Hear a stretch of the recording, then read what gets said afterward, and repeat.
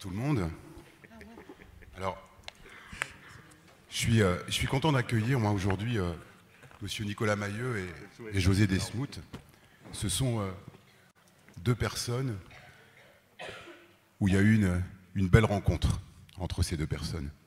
Alors Monsieur Nicolas Mailleux, ici à ma droite, pour celles et ceux qui ne le connaissent pas, pour commencer, c'est le traiteur de ces assises.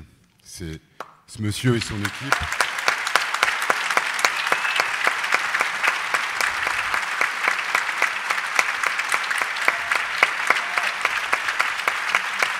Qui vous ont fait les déjeuners du mercredi midi, du jeudi midi et de la soirée d'hier. Et effectivement, je pense qu'on peut les féliciter pour ce travail-là. Mais Nicolas Mailleux, ce matin, il ne vient pas nous voir en tant que traiteur, mais parce qu'il a aussi une histoire et un parcours à l'aide sociale à l'enfance qu'il a bien voulu partager avec nous. Et puis, du coup, je voulais vous présenter aussi José Desmout. José Desmout, qui est éducateur spécialisé à l'accueil de jour de l'Aspren. José Desmout n'est autre, en son temps, n'était autre que le référent, l'éducateur référent de Nicolas Mailleux. Donc, ils vont pouvoir discuter de tout ça. C'était bien de les rassembler aujourd'hui. Alors, pour introduire le propos, juste vous dire que Nicolas a passé un petit peu plus de 5 ans avec nous dans la maison d'enfants de l'Aspren, qui à l'époque ne s'appelait pas maison d'enfants, c'était ce qu'on appelait le Home de Beaurepaire. C'était un foyer pour adolescents, grands garçons, 15-21 ans. Hein. Et Nicolas est arrivé, on peut dire, parachuté. Il était petit, on accueillait les 15-21 ans. Il est arrivé à 12 ans avec une dérogation dans l'institution. D'accord ? Il a bien voulu nous évoquer un petit peu son histoire. Et on interagira après. Je vous laisse la parole. Bonjour à tous.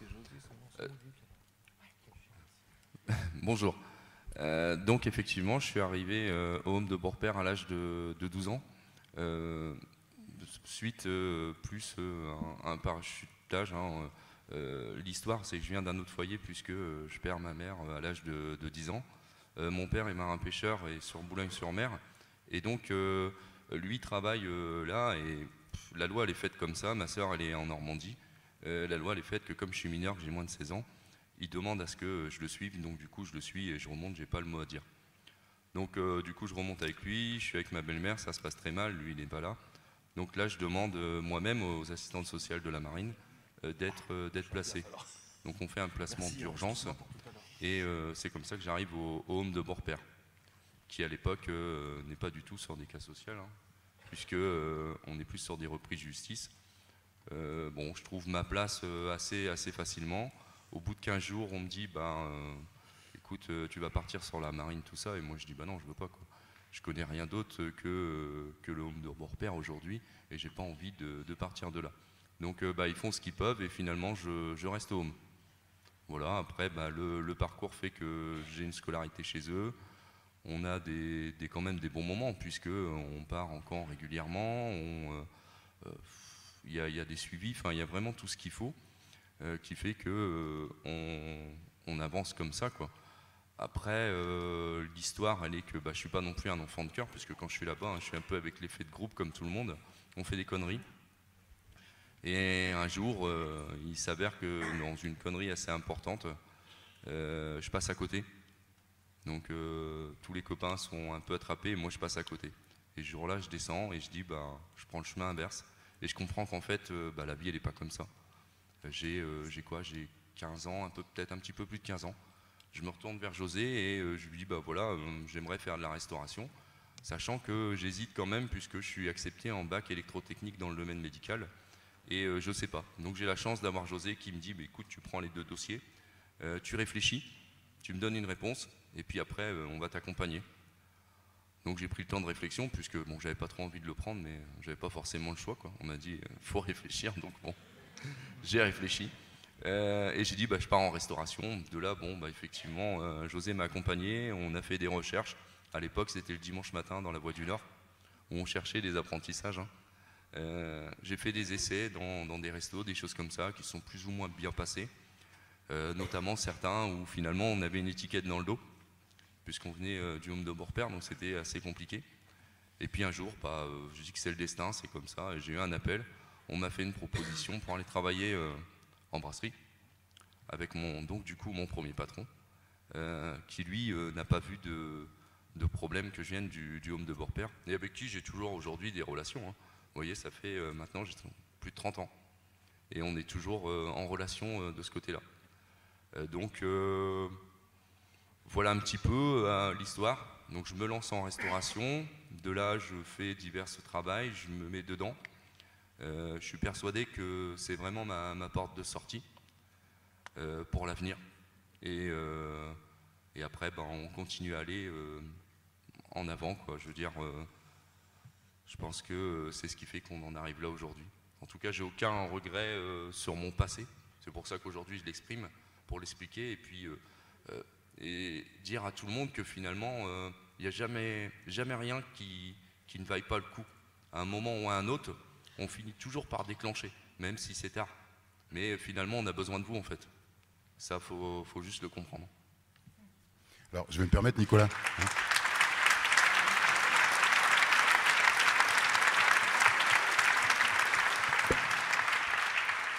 Il y a une chose importante que j'ai retenue quand on a discuté, puis vous venez à nouveau d'en parler aussi, c'est de dire, à un moment donné, il y a comme une espèce de déclic qui se fait. Hein. Vous m'aviez dit, oh, il faisait beau, on était au mois de juin, on était en fin d'après-midi, j'étais avec mes potes, et d'un coup, il y a une idée comme ça qui arrive d'un de mes potes, hein, et qui dit débit de tabac là-bas, c'est ça. On va aller se faire le débit de tabac là-bas, et puis à un moment donné, j'emploie un peu vos termes, hein, ça percute hein, dans votre tête, et là vous dites tout à l'heure, là je fais le chemin inverse en fait. Là, il y a quelque chose qui dit mes conneries, je les arrête maintenant et ma vie, je la prends en main maintenant. Est-ce que ça veut dire aussi qu'à un moment donné, l'institution, l'institution qui vous accueille, à un moment donné, ne peut pas forcément être là tout le temps pour vous et qu'il y a votre propre réflexion qui vous amène aussi à un moment donné à cheminer? Ah oui, bien sûr. Ah, c'est inévitable. Je pense que tout ce qu'on a fait, enfin voilà, que ce soit José, les autres éducateurs, les directeurs, j'ai vraiment été accompagné. J'ai eu des moments durs, des moments où j'étais au lycée, il y a eu des harcèlements, il y a eu, enfin voilà, beaucoup de choses. Mais à un moment, comme disait Monsieur Roux, la facilité c'est bien, mais je sais pas, dans la tête il se passe quelque chose où on sait que, au fond de soi, c'est pas ça l'avenir. L'avenir c'est pas d'aller faire une connerie à gauche à droite et ça va nous mener nulle part. Et je pense que c'est vraiment une prise de conscience. J'en discutais hier un petit peu avec Scott, vous avez vu, c'est mon copain, hein. On était ensemble sur les prestations. Il a eu un passé aussi difficile du côté de Lille, et lui il me dit qu'il a décliqué à 17, 18 ans. Mais comme quoi que finalement il n'y a jamais rien de perdu en fait. À un moment ou à un autre, on finit toujours par décliquer, mais après, comme disait Monsieur Roux, c'est vraiment aussi un travail qui reste propre à soi-même par la suite. Mais on est bien accompagné, heureusement. José, est-ce que tu veux dire un petit mot par rapport à l'accompagnement de Nicolas? Parce que je pense que tu l'as beaucoup accompagné dans ses démarches professionnelles. Si tu peux nous en dire un petit peu, parce qu'à un moment donné, il le disait, il ne savait pas trop vers quoi se tourner professionnellement parlant. Comment tu l'as aiguillé et comment tu as pu faire en sorte que lui puisse dire... parce que la loi 2002, elle vient que 5 ans après, finalement. Là, on est en 97, donc on ne parle pas du tout de la loi 2002, mais apparemment, vous avez œuvré pour qu'il puisse quand même faire ses propres choix.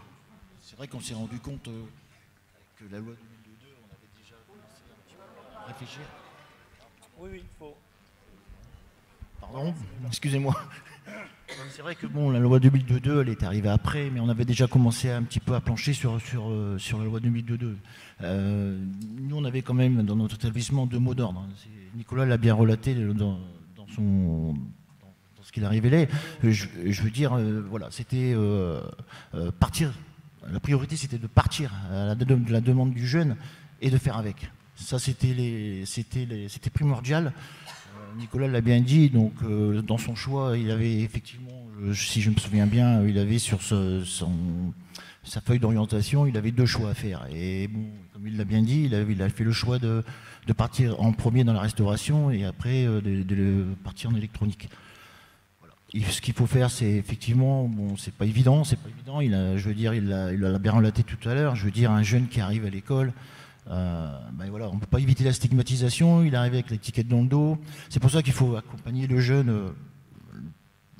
Je dirais être toujours derrière, parce que bon, je veux dire, on va pas se cacher. Hein, il faut parler franchement. Je veux dire, un jeune qui est à l'école. C'est pas évident pour lui parce qu'effectivement il a l'étiquette dans le dos, je veux dire il se passe quelque chose en cours, voilà, sur qui on se retourne en premier, ben, c'est le jeune, hein, c'est notre jeune, donc il a fallu toujours intervenir et puis l'accompagner au mieux dans le déroulement de sa scolarité, quoi. Voilà. Nicolas, vous voulez peut-être répondre un petit peu à ça par rapport à cet accompagnement éducatif que vous avez eu avec José? Moi j'ai passé des bons moments, on a été bien accompagnés, après faut pas dire, hein, de temps en temps on se faisait bien engueuler quand même. Il nous laissait pas tout faire non plus, faut pas se leurrer.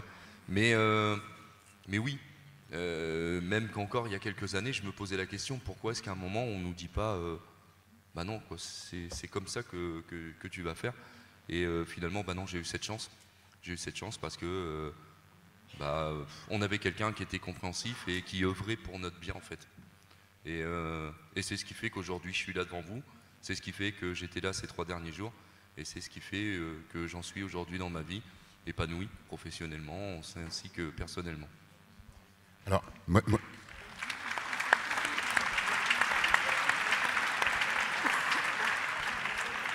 j'ai encore une petite question, si vous le voulez bien, Nicolas. Comment on fait? Parce que bon, vous aviez 12 ans quand vous êtes arrivé tout de suite avec des grands, vous étiez franchement le plus petit, puisqu'en principe le plus petit avait 15 ans, vous aviez 12, donc les années passent, hein, arrive un moment où vous avez 15, 16 ans, vous avez parlé d'effet de groupe tout à l'heure, hein, il n'y a pas de souci là-dessus. Comment on fait, à un moment donné, pour ne pas se laisser entraîner très régulièrement et continuer à tenir son cap professionnellement et dans son projet personnel? Comment on arrive à faire ça? Parce que ça ne doit pas être facile, il y a des effets de groupe tout le temps, c'est compliqué. Oui, effectivement, c'est pas évident, on est toujours incité, et puis quelque part, si on va pas, on est un petit peu le pesteux, quoi, voilà. Mais après, encore une fois, on a quand même les éducateurs qui sont là, l'éducation qui fait que on nous explique, on nous dit « Ah non, faut pas faire ça, quoi », sans cesse. Et je pense qu'à un moment, il y a aussi un choix personnel qui intervient pour dire, comme je vous disais tout à l'heure, hein, la vie c'est pas ça, et puis tant pis, quoi. On se crée des nouveaux copains, on se crée une nouvelle vie, et puis finalement on n'en est que mieux. Vous savez, quand je suis sorti, j'avais pour habitude d'acheter la semaine dans le boulonnais, c'est sans aucune surprise que je voyais des noms passer régulièrement pour tomber en prison, quoi. Et finalement ça faisait que conforter mon choix, quoi. Donc, à un moment donné, vous décidez de partir. Quand vous quittez l'institution, qu'est-ce que vous faites tout de suite en sortant? Vous avez bénéficié d'un contrat jeune majeur? Non. Du tout? J'ai pas eu de contrat jeune majeur. Moi j'ai eu mieux que ça en fait. J'ai eu la chance d'avoir mon patron, ni plus ni moins en fait, qui avait des relations, qui a pris un studio, qui a meublé le studio, qui m'a... En fait, donc en dehors de l'institution? En dehors de l'institution. Et ça c'est toujours la démarche, on va dire, de l'apprentissage qui fait que... Non, j'ai vraiment... pour moi, je dis voilà, j'ai quand même eu de la chance dans la vie. Parce que c'est ce qui m'a permis de pouvoir avancer, quoi. Avancer.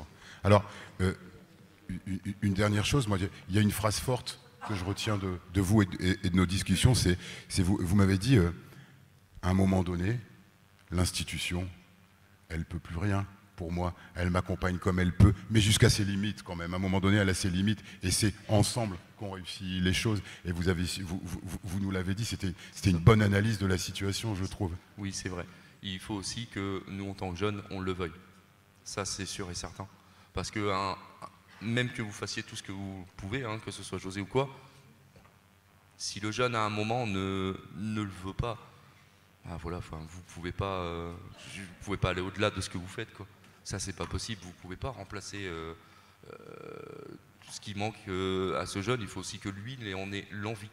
Et ça, c'est super important, quoi. Et vous me disiez aussi, c'est aussi comment après on est entouré dans la vie, hein. Vous aviez parlé, si je peux me permettre, la rencontre avec votre épouse qui a fait que ça a été aussi le début d'une nouvelle vie pour vous. Oui, c'est ça, effectivement. Après, quand on rencontre effectivement des gens, je pense que on se fait notre vie, hein, on est comme on est, et c'est ce qui fait qu'on a la vie, mais c'est ce qui fait aussi qu'on évolue dans la vie, quoi. J'ai eu la chance de tomber sur une épouse qui m'a aidé, qui me suit dans mes projets tout le temps, et c'est ce qui fait qu'on progresse, qu'on progresse, qu'on progresse. Après, je pense qu'elle a beaucoup de courage quand même, hein, parce que j'en demande.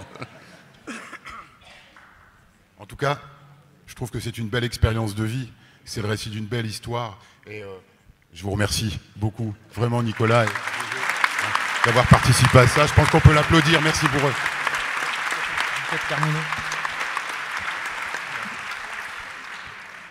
Merci beaucoup Nicolas, merci à vous deux. Je vous en prie, allez-y. Je voudrais avoir un petit clin d'œil pour...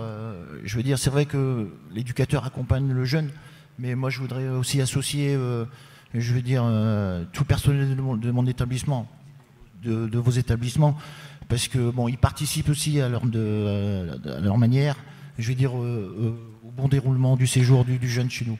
Je veux dire que, voilà, je citerai forcément les services généraux, ça va du cuisinier, ça tombe bien, du cuisinier à la secrétaire de direction, je veux dire à la comptable, le chef comptable, enfin j'associe tout le monde, parce que, je veux dire, c'est important.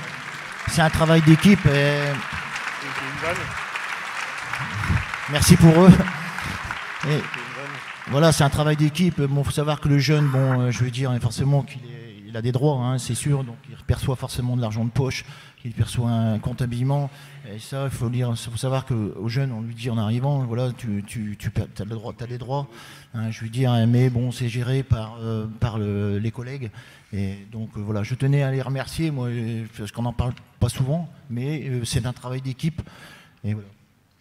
Et puis, voilà. Merci José, merci Nicolas, merci à vous.